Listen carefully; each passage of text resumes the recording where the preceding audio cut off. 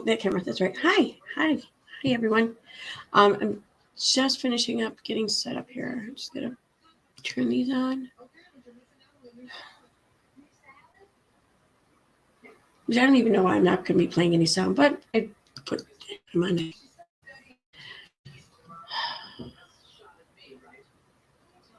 They're there. Okay. Now, yay! There's the chat. Okay. Okay. Hi, everyone. Who do we got here? Hey, Reagan. Hey, Megan. Hi, Lily. Hey, that lawyer. Hey, Dirty Uncle Sal. Heather. Hey, Autistic Shell. Hi, Steffi. Hey, Tiffany.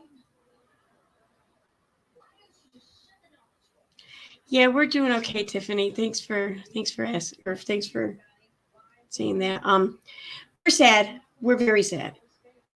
Very like we're just sitting here talking how like we keep thinking that we're about to hear her just come walking out. Like we would say that her nails or whatever would do like it sounded like she was tap dancing whenever she walked out of the bedroom. So it was like tap tap, like I don't know. We just keep waiting and expecting to hear her tap dancing out.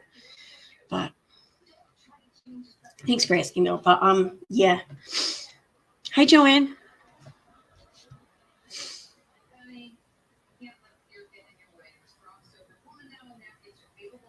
Oh wow, you've been a member for over a year. Oh my gosh, Autistic Show. Awesome.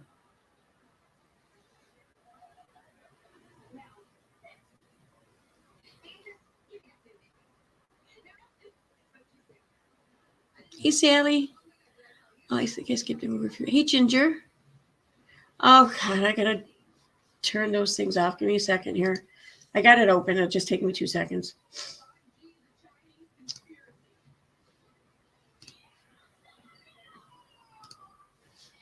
All right, there we go. All right, so that should put a stop to the stupid porn bot things. Sorry, guys. I should have done that to begin with. My apologies. Hey, Lisa. Just Lisa. Hey, Grace Case. I just had it. God damn it. All right, so as I'm sure most of you know, probably, there was a new court filing made in the 7M lawsuit from Katie's side. And I briefly read over it, but we haven't even talked about it yet here on the channel, like just with everything going on and silly other channels wanting to, I don't know, make a name for themselves, whatever. Hey, Wonder Woman. So I thought that we read over this new filing tonight because from the sounds of it, it's pretty interesting. I don't know, we'll see.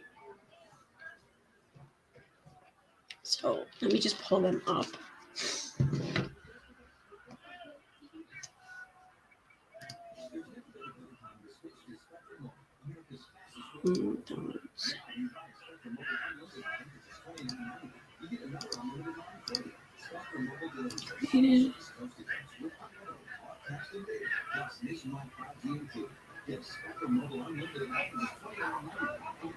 Okay. All right, I just have to download them again real quick, apparently, but that only takes a second.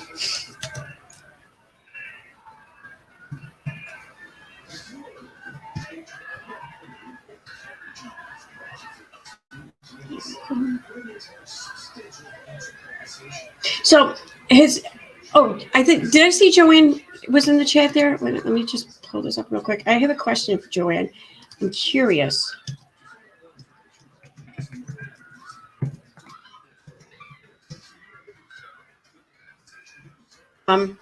So I know that she submitted a few documents in the court case in her last submitting of documents. There were a few of them.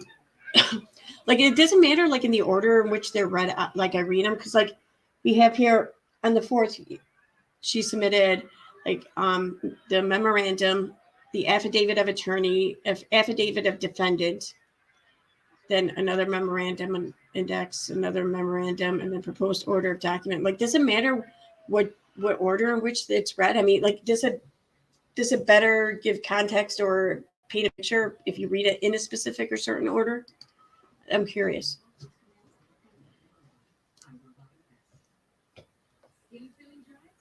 No, it doesn't. Okay, thank you. Hey, Sue. All right, so I'm going to just see here. We'll do the affidavit of defendant. That's the big one anyways.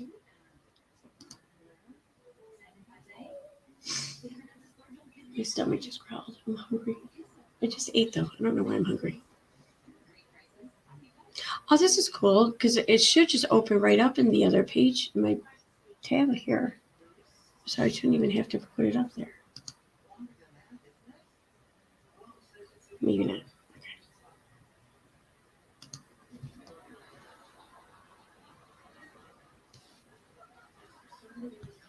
Oh, it's right there.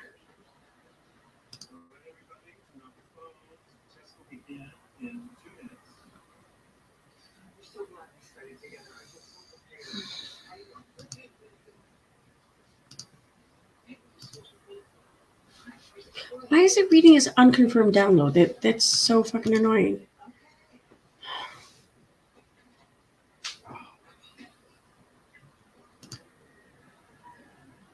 There it is. Okay. So here it is. Put up, share screen.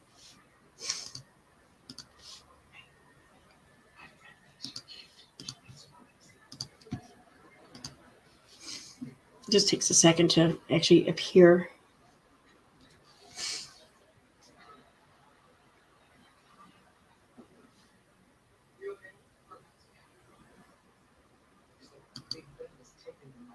There's the chat. Okay.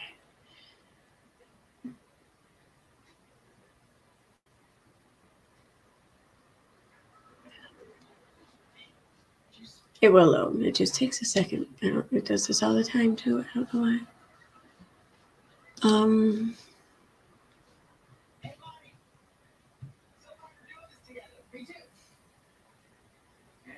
There it goes.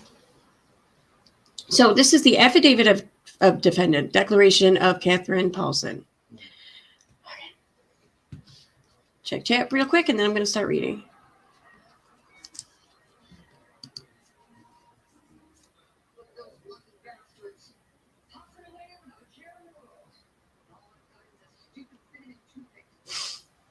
Okay.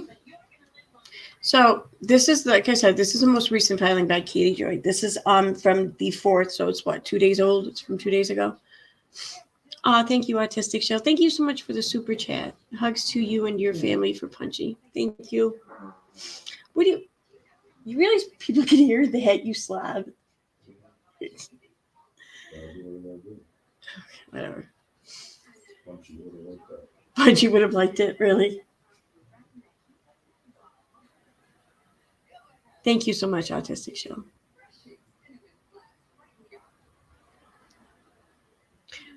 I hope this judge remembers all Katie's horseshit from Todd Chrisley proceedings.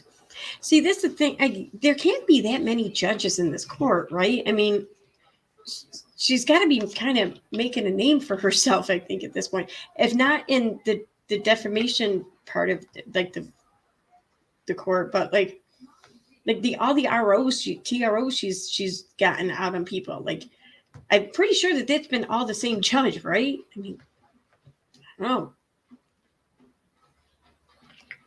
I mean, I would imagine that most any judge would be looking at her like, if you keep finding yourself in this courtroom, maybe the problem isn't everyone else.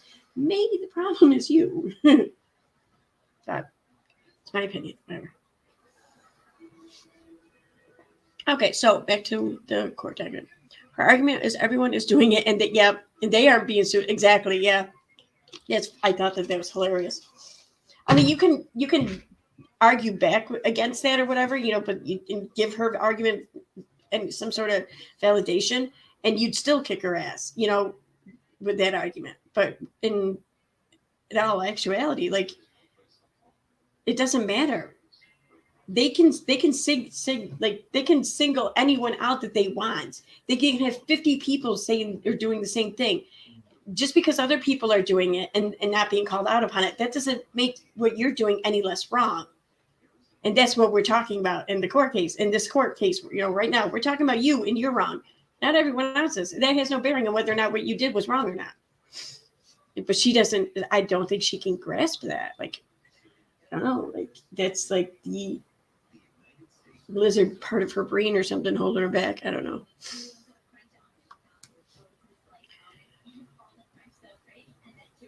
Was it the lawyer for 7M that called out Katie's drunk streams? Yes, it was. Mm-hmm. Yeah. They had a, I don't know, court hearing or something there. Yeah, it's funny. Okay, so here we go. Okay, Catherine Paulson, duly sworn.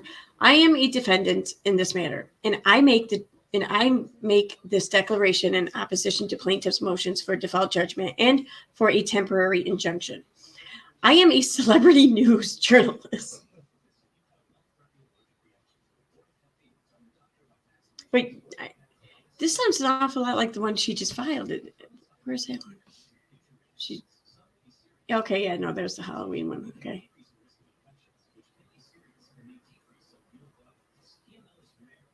It's funny. Okay. I'm already fucking like, I had to stop already. This is crazy. I'm a celebrity news journalist publishing as Without a Crystal Ball. I have a YouTube channel with approximately 262,000 followers and an Instagram account with approximately 88,000 followers. I'm regularly cited and reported on in national publications such as People Magazine, In Touch Weekly, The Today Show, and Us Weekly.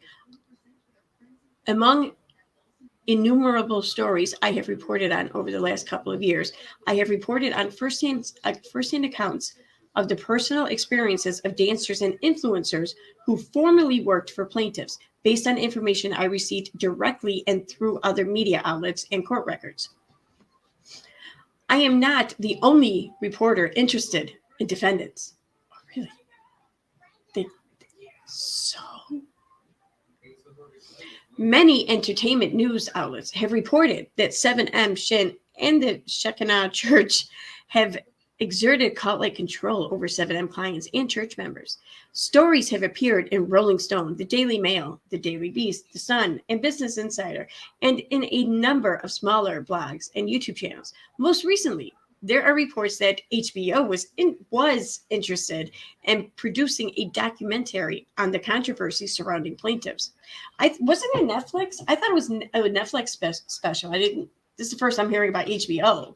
And what does she mean by was interested?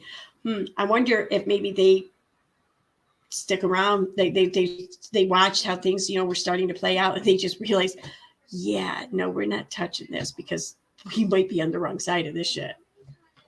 My opinion, whatever.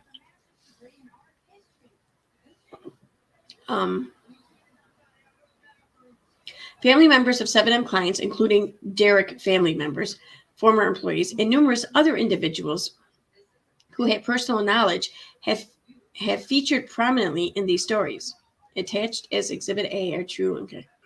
A simple Google search of 7M Films Shin yields 4 pages of results linking to articles that are generally unfavorable to plaintiffs. Attached as Exhibit B is the result of such a Google search performed by my attorney, Jennifer Moore.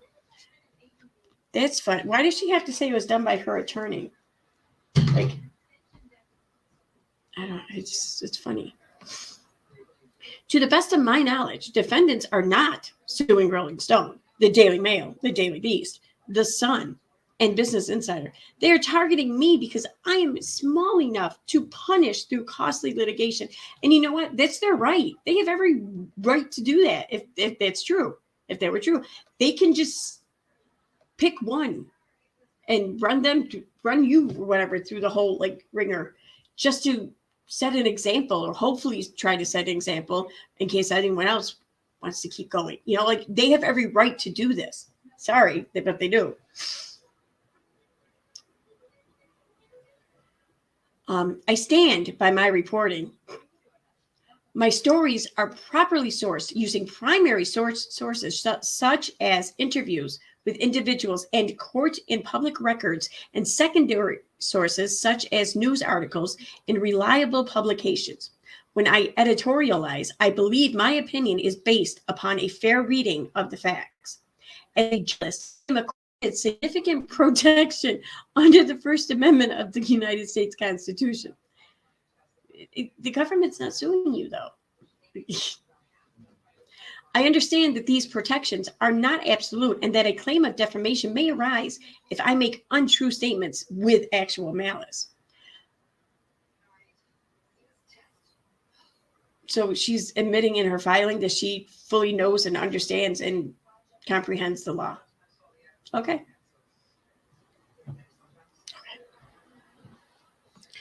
My reporting of plaintiffs is unflattering, but truthful. I do not have actual malice against any of the plaintiffs. I have no personal grudge against 7M, Robert Shin, Miranda Derrick, or James Derrick. They are simply the subjects of a story that has captured the interest of my viewers. As part of this litigation, I have agreed not to publish contact information for the plaintiffs. I've not published contact information for plaintiffs. Why is that a thing? Like, did she, I mean, I know that she doxed a couple of people here, but posting contact information, like, what is she talking about publishing that information? Like, was she putting out their email addresses or something? Because I can't recall. I mean, a lot has happened in this shit. It's hard to keep following. Let me check out chat real quick.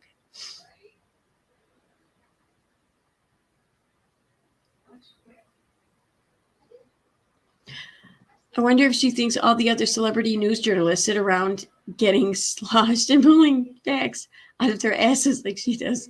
I don't know, Lisa. Maybe. I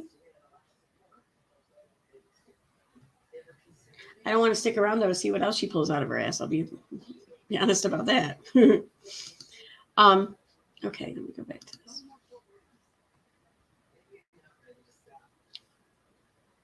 Okay, I have not agreed to stop publishing stories about the plaintiffs, and I have continued to publish well-sourced stories and fair opinion pieces about plaintiffs. Further, your declaration saith not. What does that translate to? Okay, I went through this much of it. I kind of scrolled through it real quick. She just shares the articles. It looks like these are just screenshots of the articles that she listed, or from the sources that she listed here. Like, I don't understand. Like,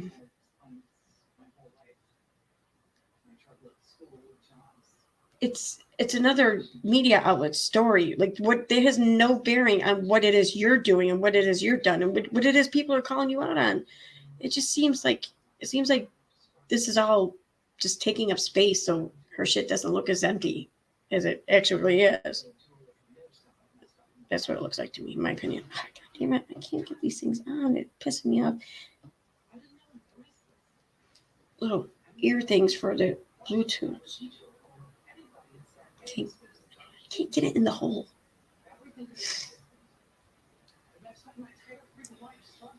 There we go.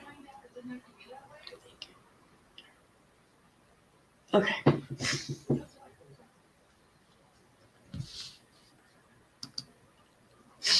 So yeah, I'm just going to scroll right through this. She is mentioned in at least one of the articles. Yeah, I know. I don't doubt that she's probably mentioned in most of them. I want to say one of them avoided saying, like, mentioning her by name, but made reference to, her role or whatever. But yeah, I mean, I've seen her mentioned in many of these other sources. And yeah, sure, she gets mentioned in them. It's rarely ever favorable. It's just usually just like a matter of fact. And so I don't know. That's my take on it.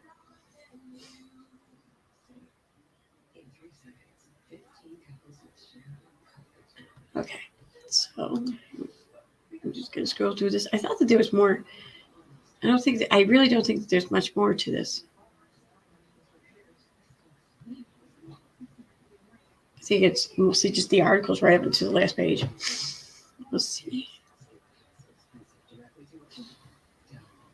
Yeah.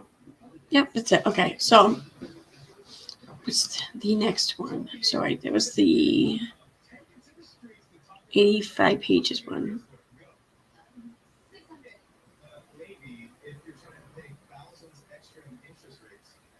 Okay, let's do affidavit of attorney.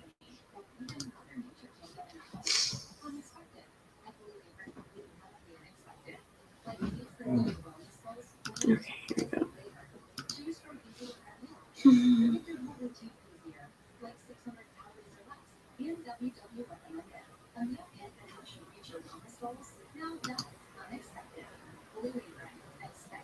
Cool. I couldn't do that the first time. All right, so here's the next one.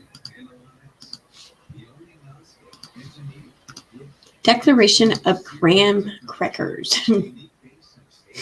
I'm still going to call them that. Okay.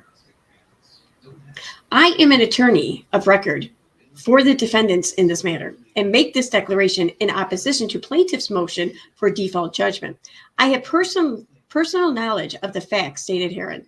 For relevant background and context, the scheduling order in this case set a deadline for service of discovery requests as August 5th. The defendants timely served discovery requests on plaintiffs on August 5th. The plaintiffs in this matter never served any discovery requests on defendants. Prior to August 5th, plaintiffs never contacted me or my office to discuss extending the discovery deadline in this matter. There was no request for a stipulation to do so, or even a request for an informal agreement to accept discovery requests.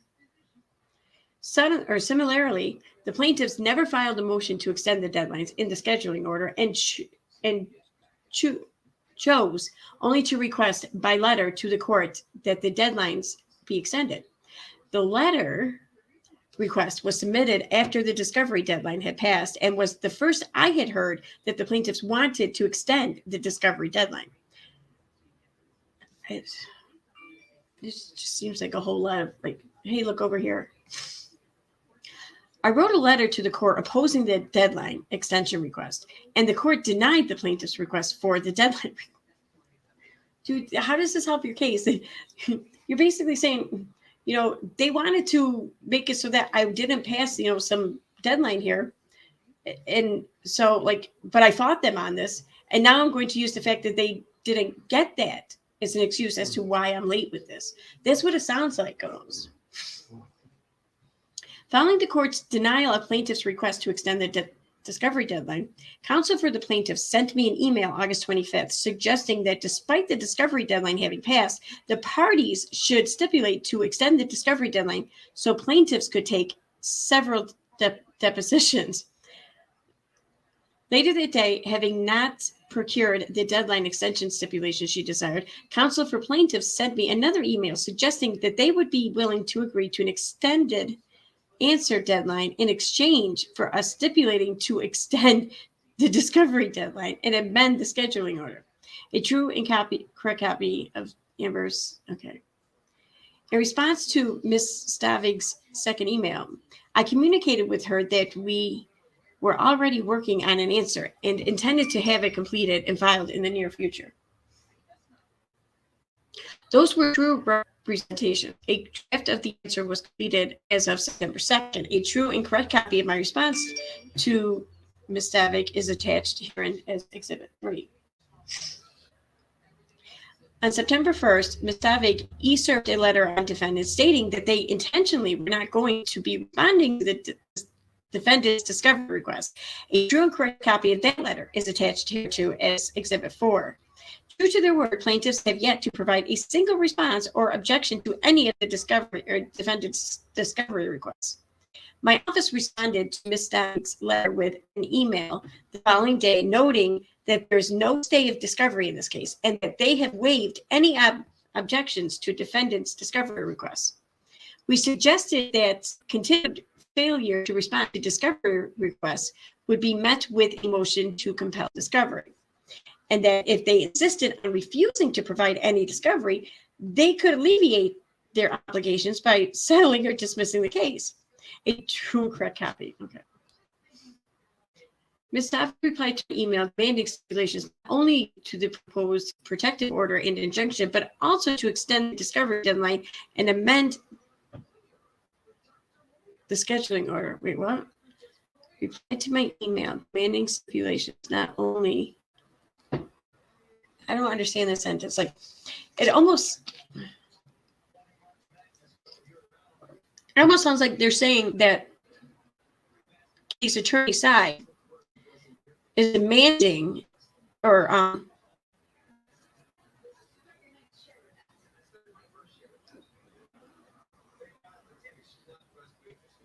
amend the schedule. Yeah, it almost feels like that they're trying to suggest or state that Katie side is like demanding that this discovery request or timeline be extended. But then it sounds like they're trying to say that they're demanding stipulations to it. I don't understand this. It doesn't make sense to me.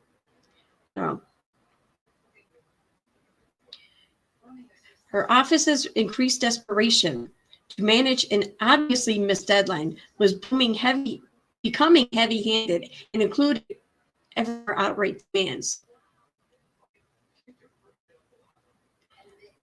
To which see Ms. Stavig's statement to me in this email from her on September 2nd, quote, as I stated before, we are ready to send a discovery immediately upon stipulation to a protective discovery order, stipulation to a temporary restraining order preventing your client from posting about mine until the conclusion of the trial, and a stipulation the scheduling order be amended given the court's refusal to call us back in time to schedule a discovery conference when the scheduling order explicitly expired.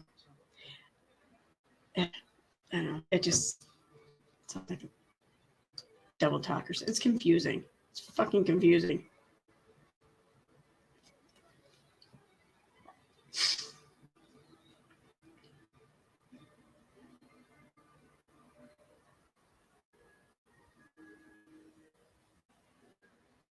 Oh, Nina, hi there. Oh, aren't you?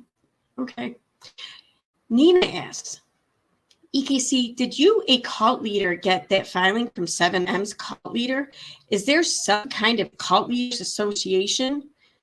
You guys have monthly or quarterly meetings, weekend team building getaways? I can't tell if you're being ironic or if you're like trolling. So I apologize if I get this wrong. It's hard to tell it through text. So I'm curious though, but before I answer, I think I'll wait and see when you're doing. And I'll just say, if there were some sort of cult leaders association meeting or whatever, you know I'd be president of that shit, right? Hell, I may even host it. Who the fuck knows? I just have to find a cult first. Or following. Or following first. Oh. You haven't gotten your cult robes.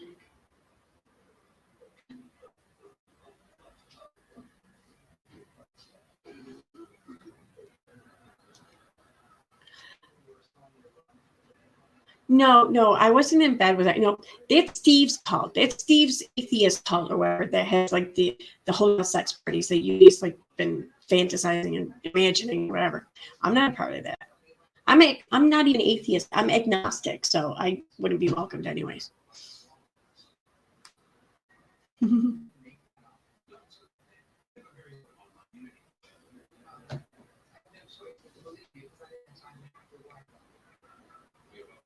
Oh, okay. Good enough. But I didn't get any filing for anyone. At least, not being sarcastic toward you, just having a laugh because okay. Oh, okay, all right. Well, no, I thought you were being sarcastic. Like I can speak sarcasm. I understand sarcasm. We're cool with sarcasm, but I couldn't tell if you were being like sarcastic or like, really coming in here trying to troll me with shit like that or something. I don't know. It's what some people, Katie and Yu's camp like to do is shit like that. I don't know. Can you get a cult tattoo? What would the cult tattoo be about? Oh, I think I need to make a logo of some kind. We'll see. We'll see. All right, let me get back here. So, waited a week for the plaintiffs to assess their situation and decide whether to try out any more nuanced approaches to the situation rather than the all or nothing approach they had been sporting so far. On September 8th, I sent a follow-up email reminding them that their discovery was not late, their objections waived, and their demands for stipulations untimely and unreasonable. I also reminded them that dismissing the suit would fix their discovery problems and offered to stipulate to a limited protective order for the purposes of protecting anything falling under the category of protect health information as defined in the law. I'm having a hard time understanding this. Mr. Stavik responded, Ms. Stavik responded with even more high-end agitation and hostility. So, suggesting that my office would participate in distributing information received in discovery to the public. I take my professional obligations seriously and have never divulged a single piece of client or case-related information to anyone to whom it is not directed. Ms. Stavik's impugning, what? Did you say something? All right, I guess not. My character was not helpful in coming to a resolution in this matter. A true and correct copy. I responded that it was unclear whether she would stipulate only to a protective order or this is boring as hell. Like I don't. It's one thing to be reading other people's like conversation rehashes, whatever, or even DMs or something. But this is just boring. Like I like. Does it really matter like how these lawyers spoke to each other? I mean, like, I don't know. It seems silly. Oh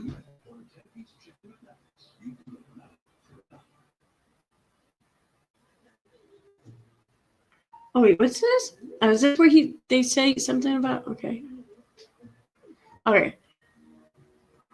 Contemporaneously, I drafted a letter to Ms. Stavik explaining the situation with my father-in-law. Wait, father-in-law.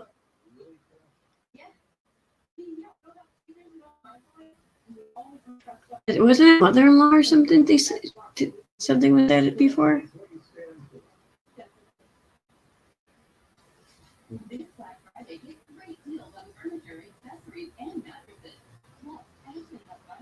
Okay, let's go back down there.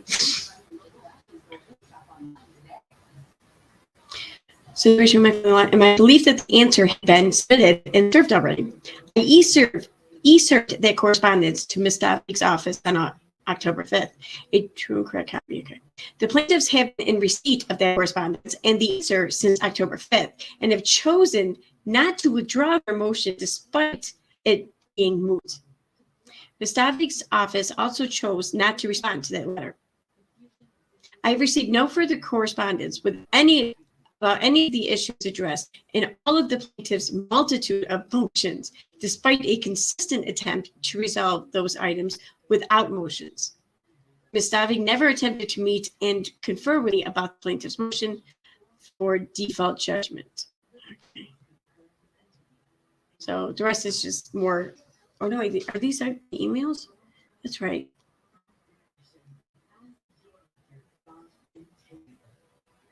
Graham says, I'm not sure if you have received the order on the motion to dismiss yet, but I would recommend that we agree on a stipulated discovery plan, extending discovery deadlines, and requesting an extended scheduling order. I anticipate that we will need several depositions in this matter, and I don't want to force everyone to rush to push this through. Let me know your thoughts.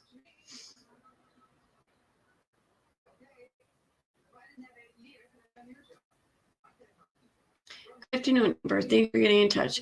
A number of times since this case began, you have asserted that we agreed that neither party would talk about the other publicly during pendency of the case, but I have reviewed our email correspondence.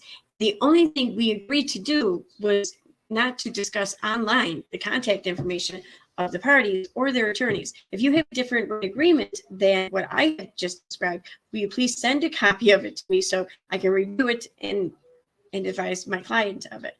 I don't think such thing exists, though.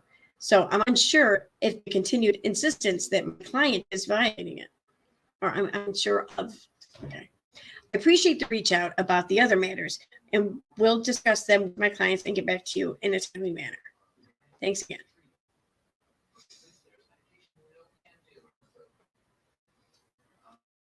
Thanks, Graham. I will discuss settlement with my clients, see what they're open to. As stated in my previous email, unless we can stipulate to a protective order, we will be moving for one, and I plan on filing that motion this afternoon. Okay.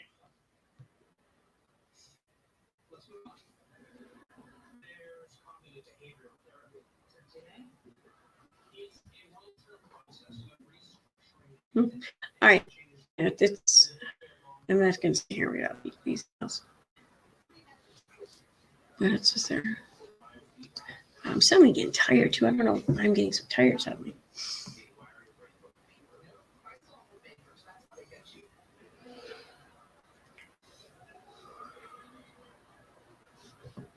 What?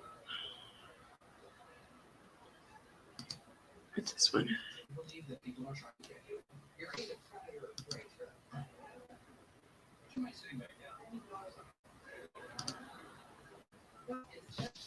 I can't on the same one though. I have to just change tabs.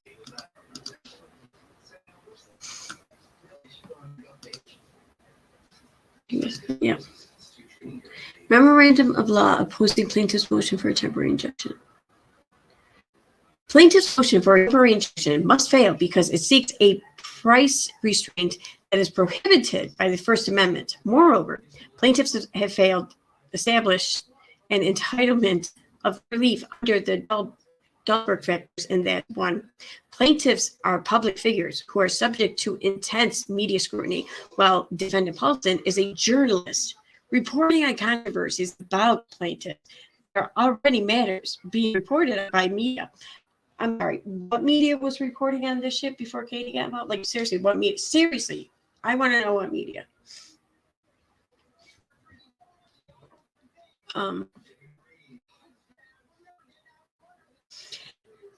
Any incremental benefit plaintiffs might gain by silencing a single outlet is outweighed by the harm created by the prior restraint that would be imposed upon defendants.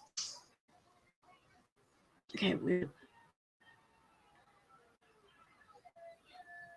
So they're saying any incremental benefit plaintiffs may gain by silencing media. Incremental benefit would be outweighed by the harm. Okay, whatever.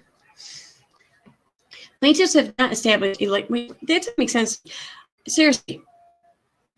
Okay, so any benefit that the plaintiff 7F might gain by silencing Katie Joy is outweighed by the harm created by the prior restraint that would be imposed upon. So the benefit that they would get is outweighed by the harm it would create Katie to make her not talk about them anymore. Wow. It's like one of the most entitled, like fucking selfish things I think I've ever heard. Plaintiffs not established a likelihood that they will succeed on the merits of their case. Public policy favors supporting defendants' rights under the First Amendment.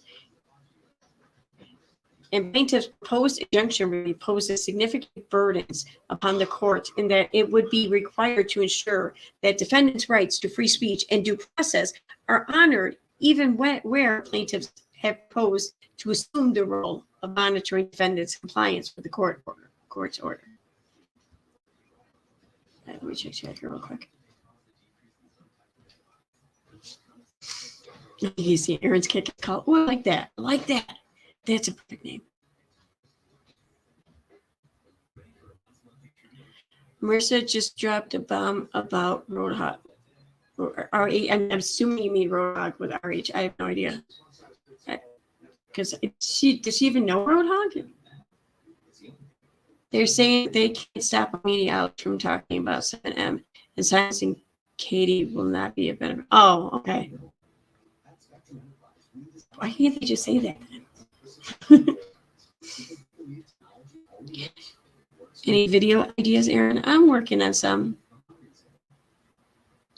Just it's been a tough week, Victoria.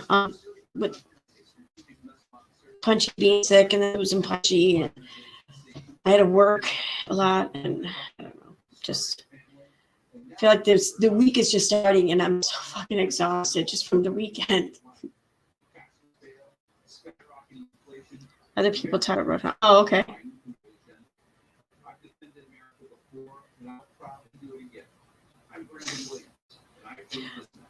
Nina, I don't know if Katie ever showed proof that other outlets were publicly talking about 7M being a cult.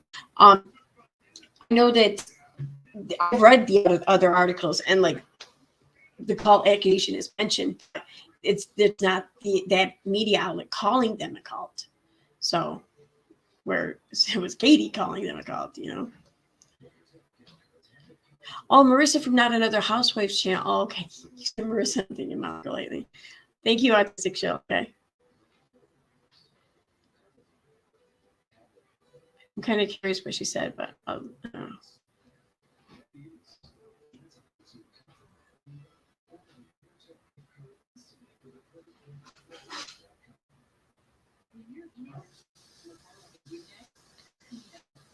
Yes, Joanne says, I'm learning the law is all about being long-winded. The more words, the better. That's just, I don't know, that goes against like everything I think I've ever been taught about. You know, yeah, they say use complete sentences or whatever when you're answering a question, but you can very effectively say you want what you're trying to say most times in like half the amount of words you're actually using in a sentence. Like when I think that's one of the biggest things I've learned writing too, is just I never realized how many words I used to say one simple thing, but I could just say it simply with a lot less words.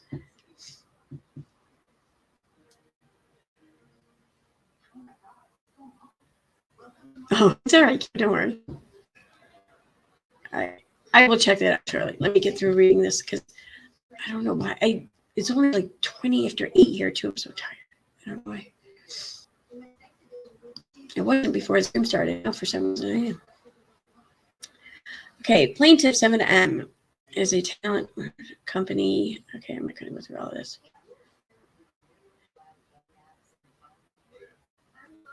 Okay, in recent years, many entertainment news outlets have reported that 7M Shin and the Shekinah Church have exerted cult-like control over 7M clients and church members. Stories have appeared in Rolling Stone, the Daily Mail, the Daily Beast, and a number of YouTube outlets. YouTube outlets, really?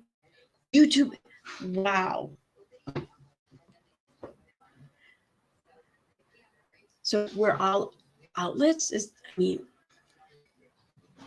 like you're trying to dress it up when, you know, sure, maybe you can make it look pretty for a little while, but you know, it's not going to take long before everyone can just see it's like a big turd or something underneath it. I don't know. That just sounds like what you're trying to do is dress it up there. YouTube outlets, like this sounds like media outlets. That's what I think when I hear that. And it just seems very kind of, I don't know, deceptive. Most recently, there are reports that HBO was producing a documentary on the controversies surrounding plaintiffs. Family members of 7M clients, including Derek family members, featured prominently in stories. Okay. The defendant is a journalist focusing on celebrity news and entertainment stories. Among innumerable other items she has reported on over the last couple of years, Paulson reported on first-hand account of the personal experiences of dancers and influencers who formerly worked for plaintiffs, based on information Paulson has received directly and through other media outlets and court records. Paulson publishes her content on channels owned by Without a Crystal Ball. That's so annoying. Miss Paulson has a YouTube channel. Okay. Right. Prior restraints of speech. Okay.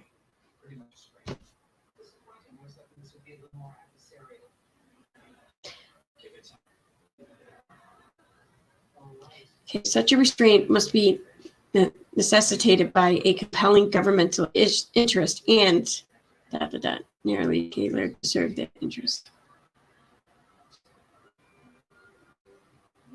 Plaintiffs have not identified a single government interest to be served by restraining defendant speech. Instead, plaintiffs cite 2 Minnesota district court cases where defendants were enjoined from making social media posts. Okay, I don't care.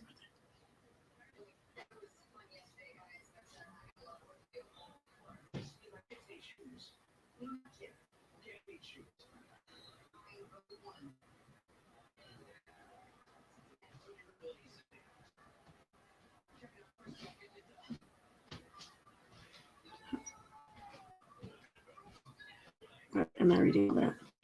I don't really do well at reading the whole like legal verbiage or whatever because I don't know. I can't stay committed to concentrating on it. Before this matter, plaintiffs were public figures who produced internet media content. Defendants produced internet gossip and news content. There was no contractual or familial relationship that must be preserved pending resolution of plaintiff's lawsuits. Okay. The balance of harm does not weigh in favor of injunctive relief. Defendants have established that the requested relief is a prior restraint that infringes upon their First Amendment rights to speech. Defendants will acknowledge for the purposes of this motion only that the things being published about plaintiffs are unflattering and may lead others to believe unflattering things about plaintiffs. However, defendants are not the only people saying these things. Oh my God, it's like she's just going to walk into that court, just be like, but Your Honor, and they're doing it too. It's not fair. I bet any judge would just love to hear that whining. Right.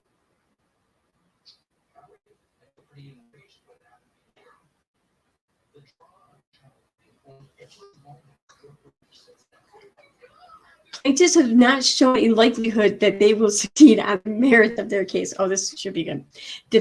Defamation is established where a plaintiff.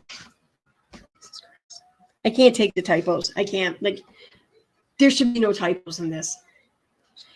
Defamation is established where a plaintiff provides that one, the defamatory statement is communicated to someone other than the plaintiffs. 2, the statement is false, and 3, the statement tends to harm the plaintiff's reputation. Okay, we got that.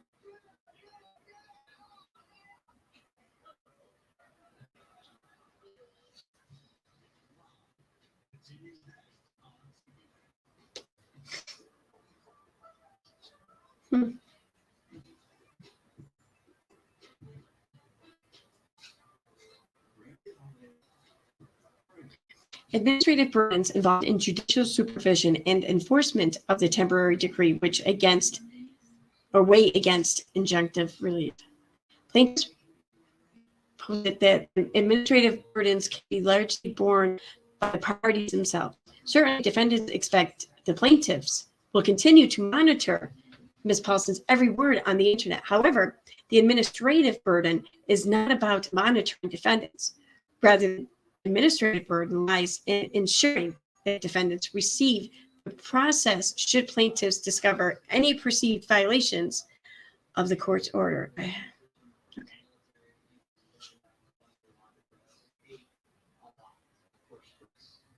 The proposed order indicates that plaintiffs want defendants to be enjoined from publishing or republishing on the internet, website, forums, blogs, social media platforms, or otherwise the following material regarding plaintiffs.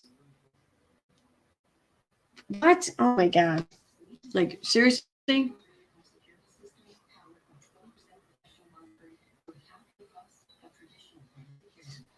Although this is extremely long, it's also very vague. For example, while it might prevent defendants from stating that plaintiffs have engaged in theft, it might not prevent defendants from stating that plaintiffs were found to be in possession of property that did not belong to them.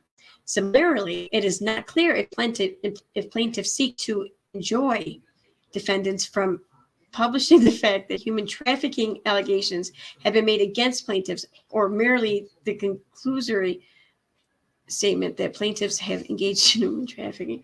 Jesus Christ. Will you stop it, you pig? It's a chair. All right, yeah, it's a chair. All right, so there's that one.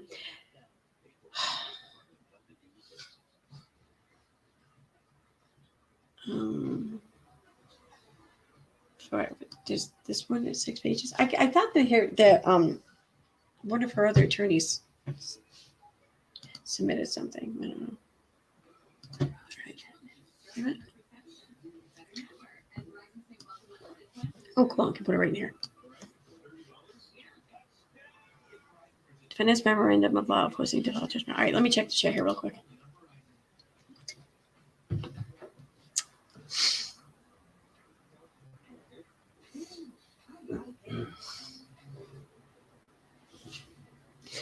Look here, does Marissa's husband Dean have YouTube or Twitter account? Who is he? His screen name? Yeah, he does. He has a YouTube channel. I think it's called Jack of All Trades or Hack of All Trades, one or the other. Let me find it. I'm not sure about if he has a Twitter though. I have no clue. I don't think I do. If he does, I can't recall it.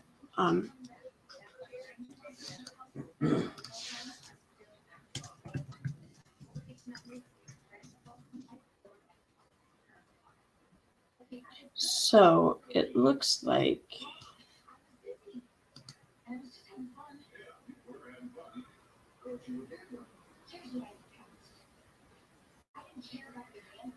yeah, it's Hack of All Trades is the name of it. I'll put a link to it in the chat. I think this is him. Right? No, maybe it's not him. I don't know. I thought this was him.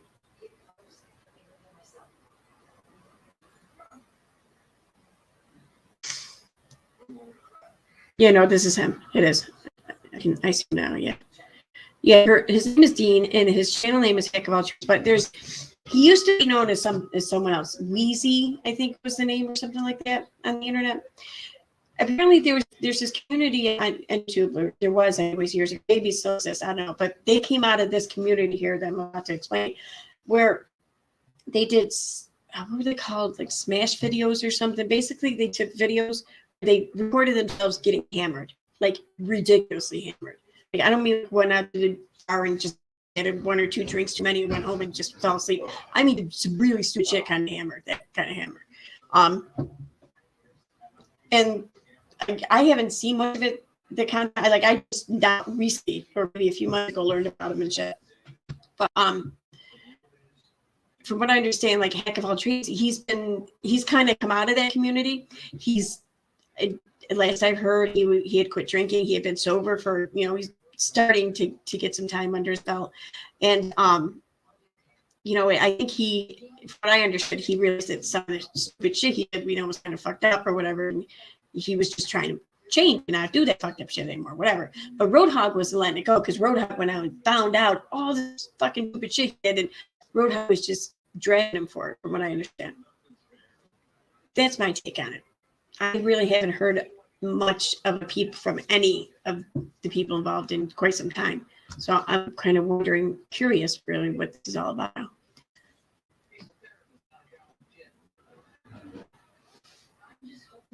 I'm here. I'll put a link to his channel in the chat. There you go.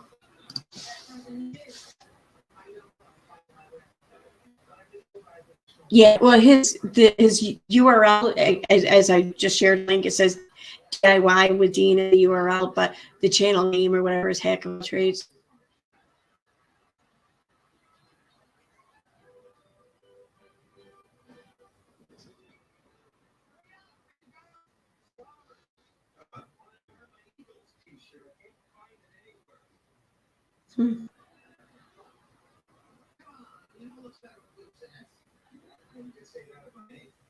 Let me see here. Yeah, the spelling errors, they drive me nuts just looking, and the grammar errors, and just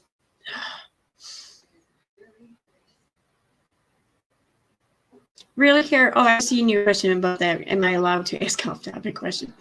Dude, you can. It's your guys' chat. You guys talk about whatever. Like, I can be up here talking about what I'm talking about, and you guys can all have your own separate conversation if you want. You know, I mean, the video. I'm putting the video out for people to watch, but I'm doing a live stream for people to be part of a community and participate in it. So I'm not going to sit here and try to dictate or tell you how's the right way to do that. No, you whatever way you decide is the right way. Thank you though for being considerate enough and asking. I understand what you're doing, but you don't have to. The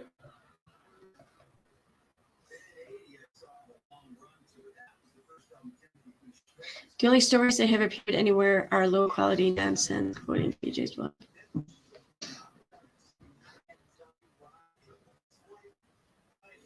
Oh, you're catching up in Chipmunk Boy.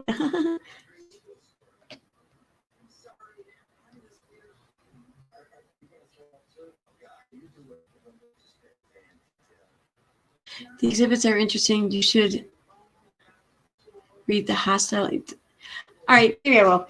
Maybe I'll go back and read them.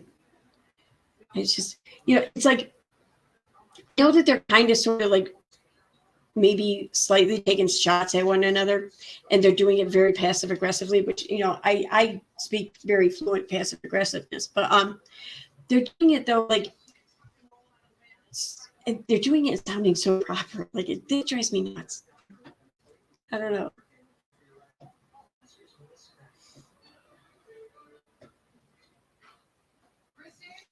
I can't believe a journalist can't spell correctly. And not for nothing, like, pretty much every software, like Word or Office software, has had spell check for decades now. Like, fucking decades. Think about that.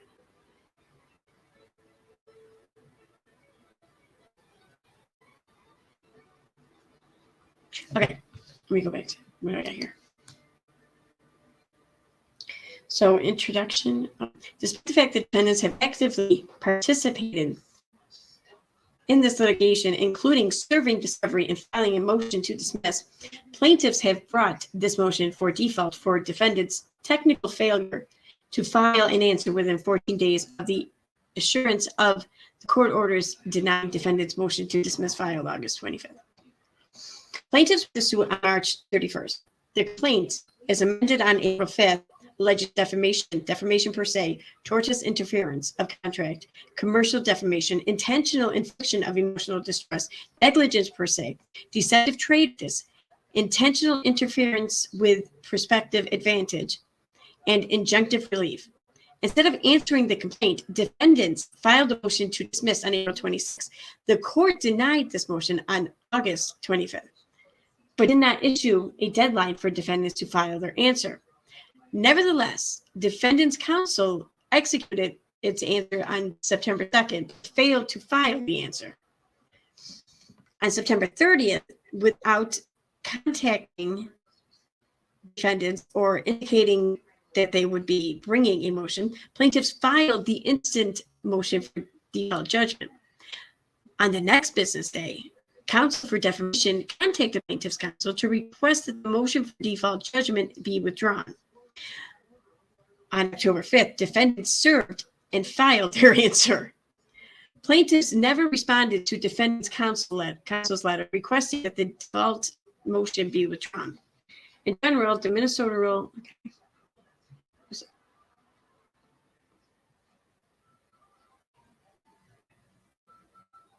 Defendants have raised over defense merits.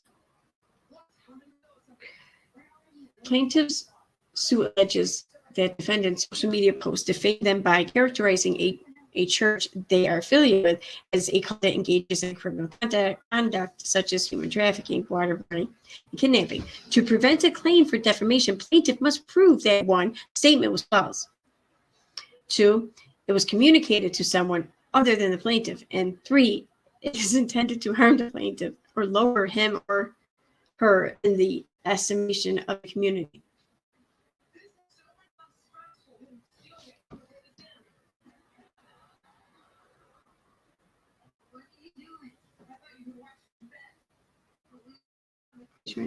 Just quite a few pages. Oh, pages.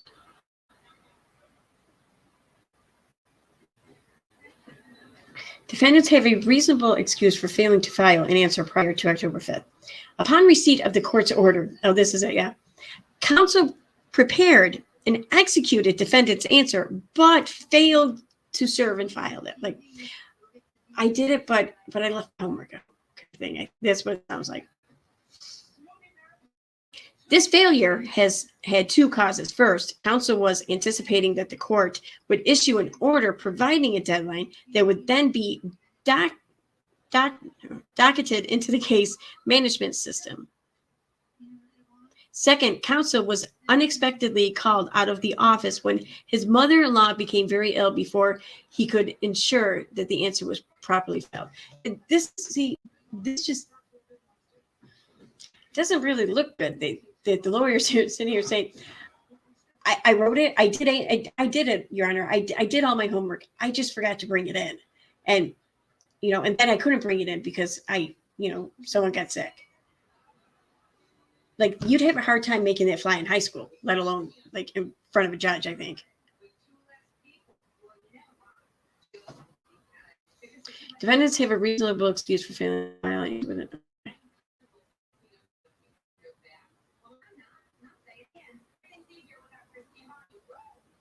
Was this where they changed the gender or something?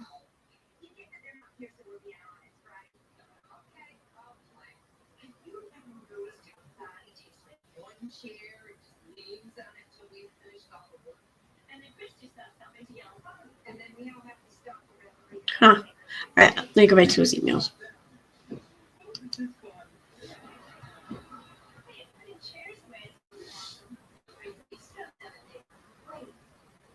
There's like a lot of them right there. These are all emails. Are you? Okay. All right. We'll read them. We'll read them.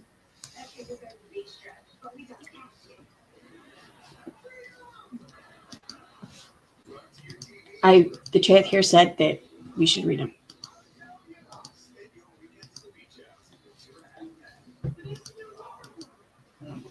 All right.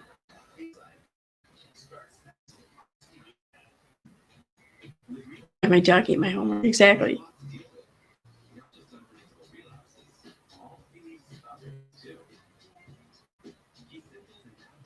They might make more sense if we were to read them drunk. I can give that a test this week. Tonight. Tomorrow. I don't know. See. Tomorrow. All right. So let me run to the bathroom quick. I'll be back in like 1 minute, and then I'm going to go through and read the email. So let me leave you with some pleasant music. First, here we go. And like, I'm be back in a minute or less. 1 second. Here we go.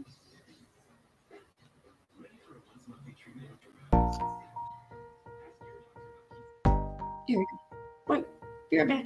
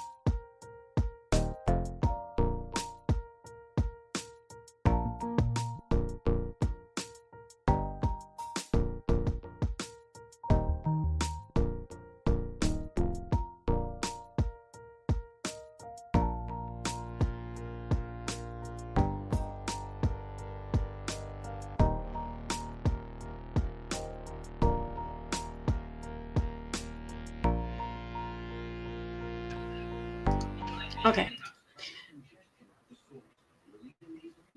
Okay. Oh, sorry, I can't have that. All right, if you're going to listen to that background, I need you to turn it down. Otherwise, it's going to screw me up. Okay, hi. All right, I'm back. Where's my papers? Let me see something here on the camera. Let me turn this up a little. I can see better. All right, I'm going to be a little bright here, but I can see better if I do that. And then, oh, I don't like those glasses.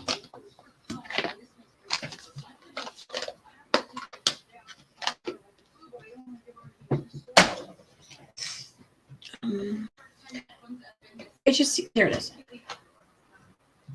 Never seen it.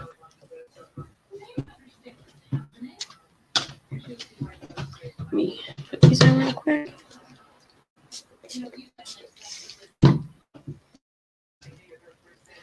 All right. Let me look at chat while I clean these off real quick.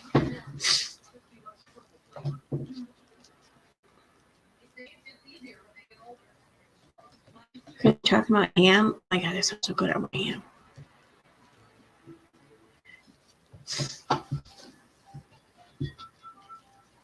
Yeah, usually when I take a quick break like that, I go to the bathroom. I usually make another cocktail. You know, maybe just someone needs something or whatever. I'll take care of that real quick. Or I gotta take the dog out. When I take the dog out, fuck. You know, I felt like my mind was on something else there for a moment. I had to talk. So yeah, but this time though, I didn't have to do all that, so that's why it was a little quicker. That and it is my superpower to eat really fast.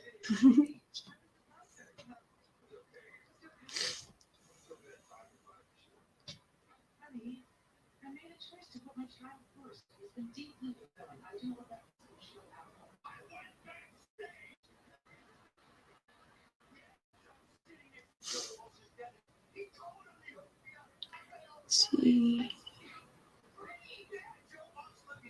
All right. Okay. Let's check out these emails now.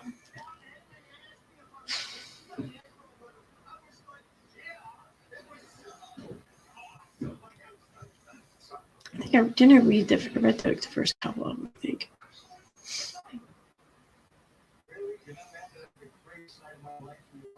Okay, I read that one.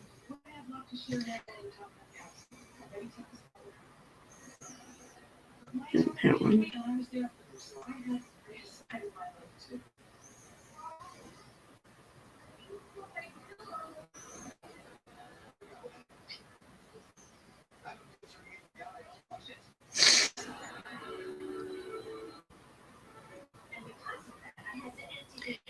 And I think right around here is where I left off. Okay.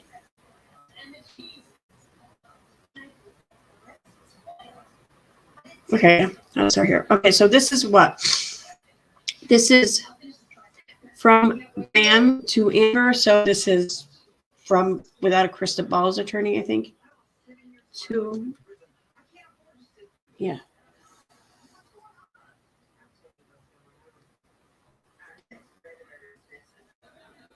Oh, okay.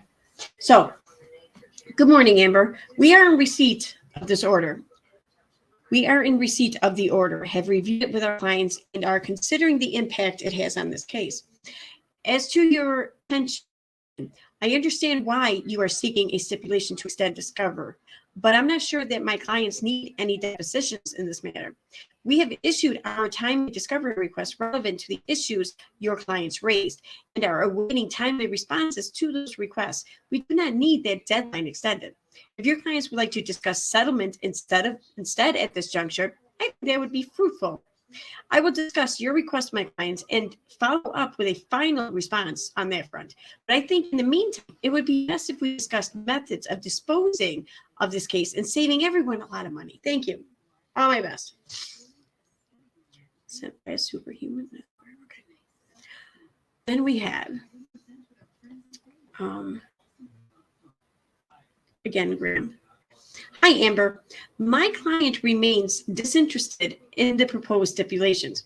We are already working on an answer and will have one filed in the next week or so. I didn't see a directive as to when the court expects it to be filed. So absent such a directive, we will just create and file it with all deliberate speed.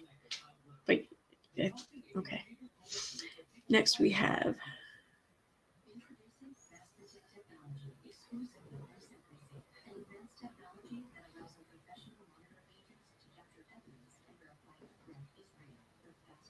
okay. So this is 2 Graham, I think.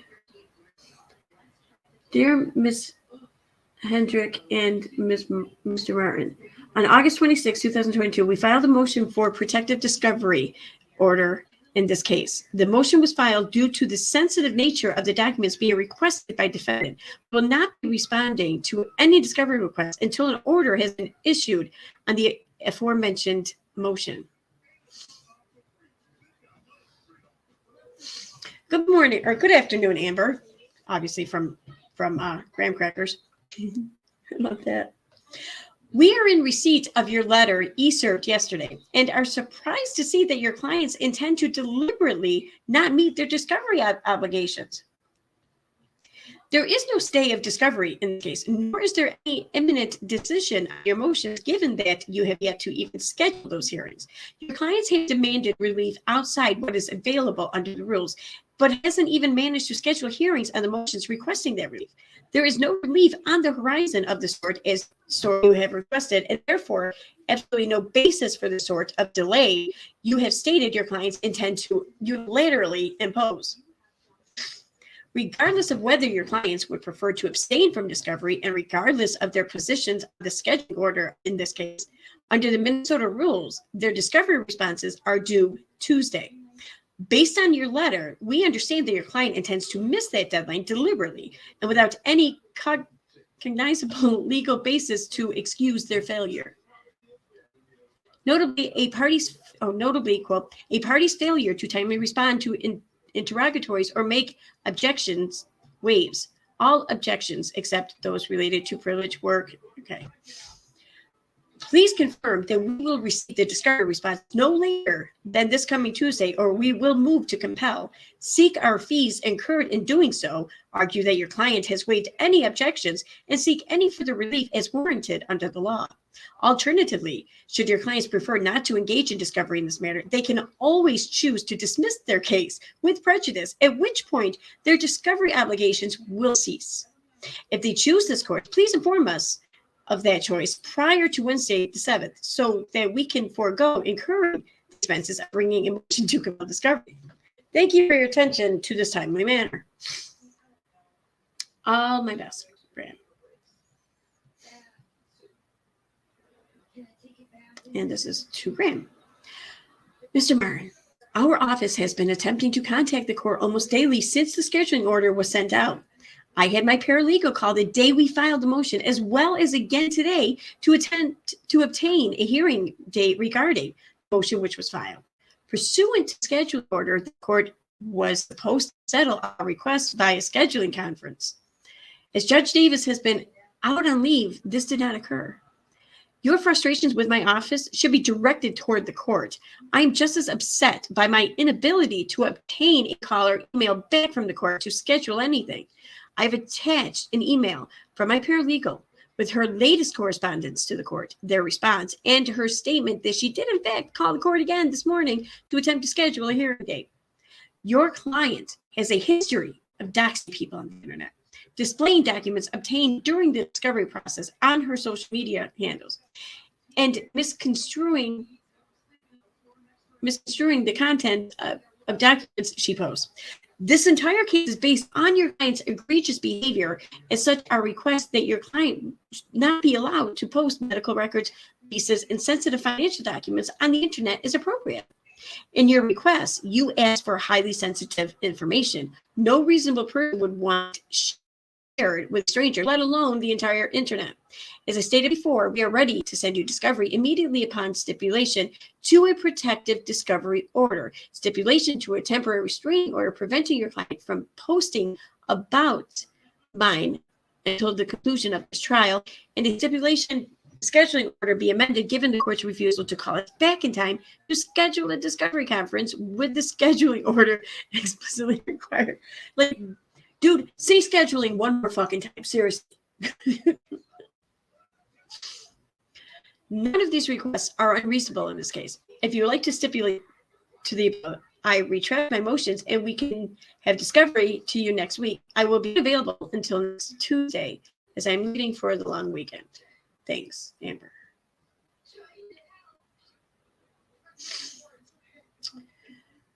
This is to Amber. I read all your correspondence, and we understand you and your client's positions on the issues currently before the court.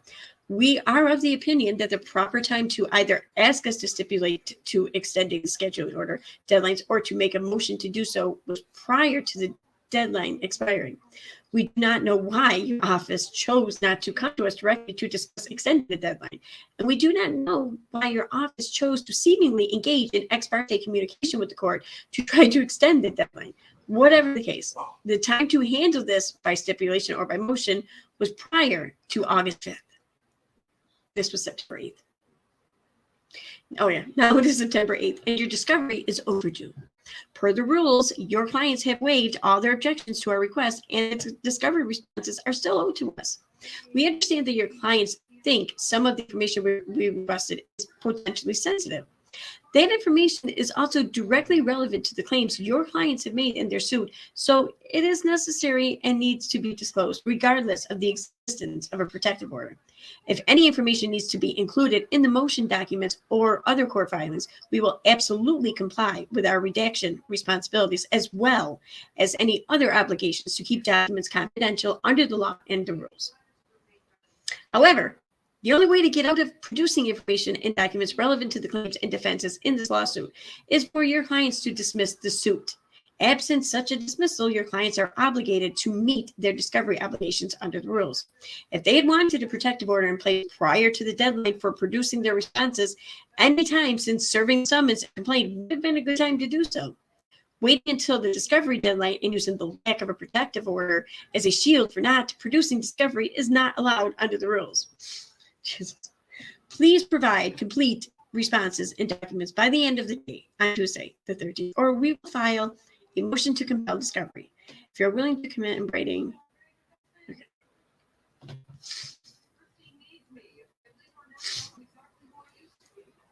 Mr. Martin, I will not be sending discovery to your office absent a ruling on our motion for a protective order. I do not trust that information sent to your office will remain in your possession, especially given your refusal to stipulate to a simple agreement that your client not post about my clients or share information obtained in discovery with third parties. Given the egregious nature of the allegations your client has made about mine and her involvement with an up-and-coming Netflix documentary about my clients, I think it's more than reasonable that all documents and discovery in this matter be contained. If you would like to discuss a reasonable stipulation regarding the motions I have made, I'm willing to discuss. If you feel it necessary to file a motion to compel when I've stated that I will send discovery to you immediately upon a stipulation to protect discovery, that is your decision to make. Thanks, Amber. Oh, it's only a couple of pages left there. Okay, cool. It really is. It's like the most professional, polite, and proper, like, shade throwing kind of argument I've ever read, I think. Hi, Amber. I have not impugned your character or questioned your professional integrity, and I would appreciate it if you do likewise. I am under any number of professional obligations not to disgorge information obtained during discovery, and I do not intend to do so in this case or any other. As for your statement about the necessity of our potential motion to compel discovery, you have now issued conflicting statements. Please clarify for me which of these is the correct statement at this time. It's a little snarky. A, you will provide discovery upon our stipulation to a protective order only, or you will provide discovery upon our stipulation to a protective order, an injunction, and an extension of the discovery deadline. Your most recent email suggested that your position has changed to statement A, while prior to today, it was statement B. I would like to know what you are requesting or proposing that I can do, that I can help my clients assess your proposal with clarity. Okay.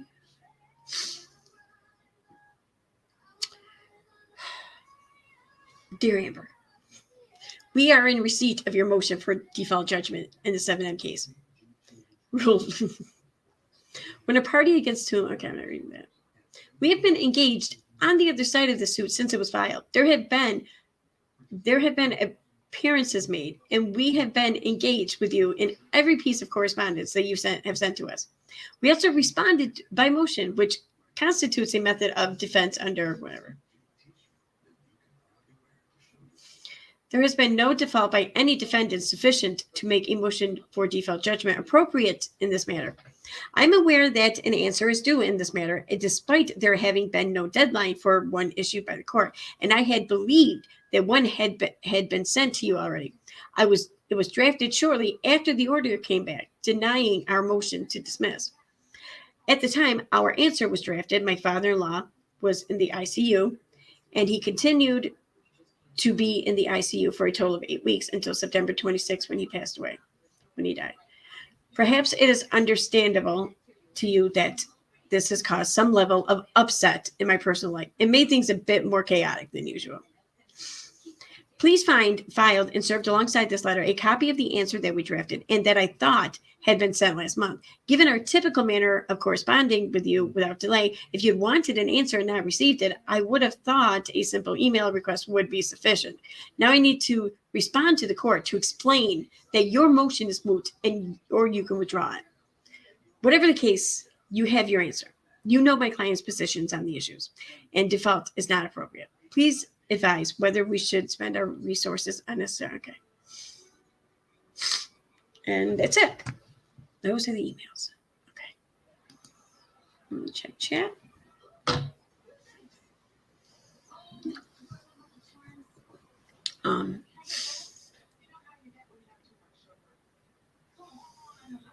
Is that law firm a one-man show? I don't know. I don't think so. I don't think it is, but who knows? What do you think is really annoying, Graham? Yeah. I wonder.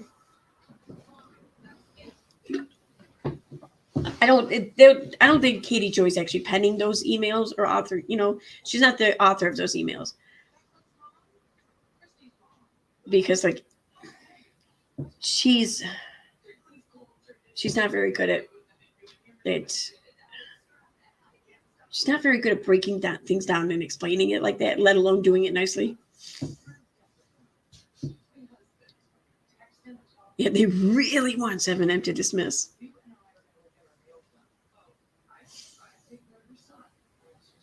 Yeah, it does sound like, say, Katie's trying to settle. Yeah.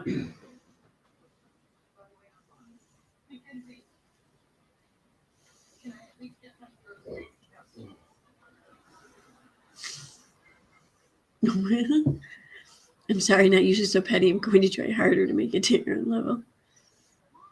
I bet according to the pictures, there's pre-cooked ham placed here under the couch. That's what I didn't read earlier, okay? All right, so it's 9 o'clock. I think I'm going to wrap this up. I keep looking here like I'm using this camera. It's driving me nuts. I think I'm going to wrap this up. I think I'm going to go to bed early tonight. But I'm not working tomorrow, so I'll be around tomorrow. You see, I don't think that the motion should be withdrawn. Graham is fine stating the rules to Amber when they benefit him. Yeah.